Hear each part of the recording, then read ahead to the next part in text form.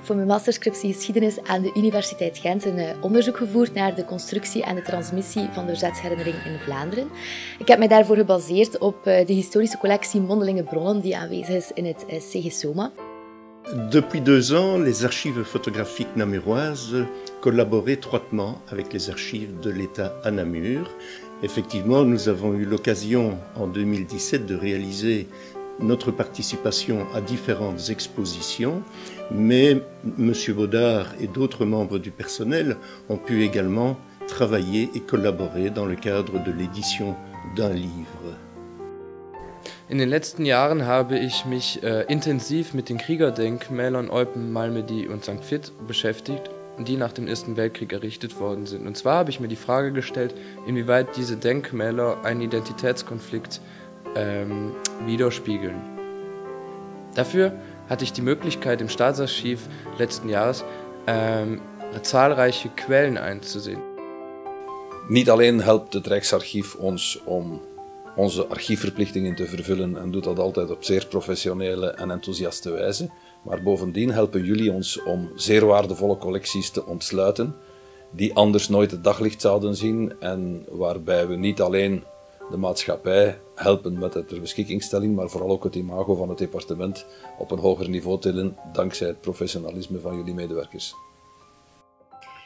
Alors en 2017 et depuis plusieurs années, j'apprécie beaucoup d'avoir travaillé avec les archives de l'État, en particulier dans le domaine de l'archivage électronique, au niveau des formations interdisciplinaires comme DocSafe, des projets de recherche comme Hector, et aussi du nouveau cadre légal avec le Digital Act.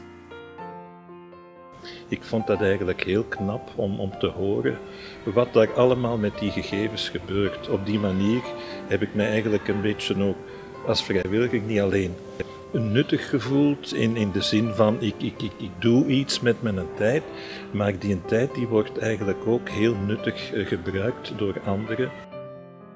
I am very grateful to the State Archives for its participation in the Inter-Pares Trust project and the international collaboration it has provided with its research.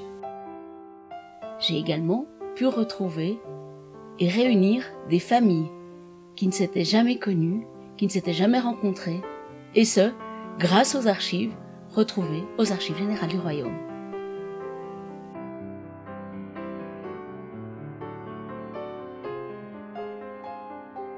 Leider musste ich im letzten Jahr im Rahmen meiner Recherchen immer wieder feststellen, dass auch der Zugang zu gewissen Quellen nicht ermöglicht wurde.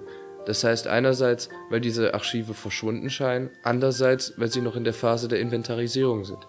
Deshalb wünsche ich mir für die Zukunft, dass der Zugang zu solchen Akten ermöglicht wird. Ik heb al heel veel ontdekt, maar ik hoop nog meer te ontdekken in die gerechtelijke sfeer.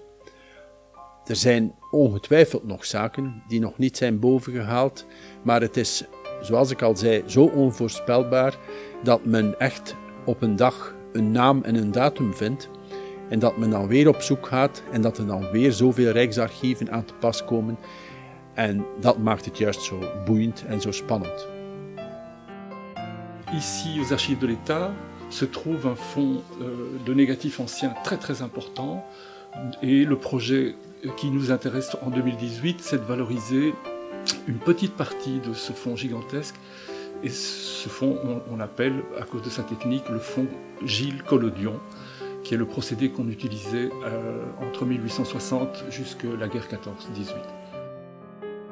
Wat wij vooral verwachten van het Rijksarchief is dat zij ons verder begeleiden en ondersteunen als enthousiaste partner voor wat wij willen doen op archiefvlak. Maar vooral aangezien wij voor een gigantische digitaliseringsoperatie staan, dat zij ook vanuit nieuwe technologie en vanuit e-archiving ons blijven ondersteunen om in die nieuwe omgeving te doen wat wij wettelijk moeten doen.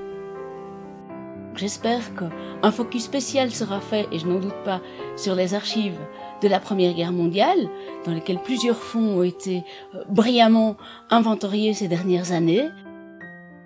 I think the State Archives of Belgium is uniquely positioned to continue the research that they've been doing with international projects like Inter-Pares Trust, but also in the broader EU arena with projects like the Hector project, and really have an influential say in the development of digital preservation policies and techniques for the preservation of records of government, for reliability, for authenticity, accuracy, to support democracy.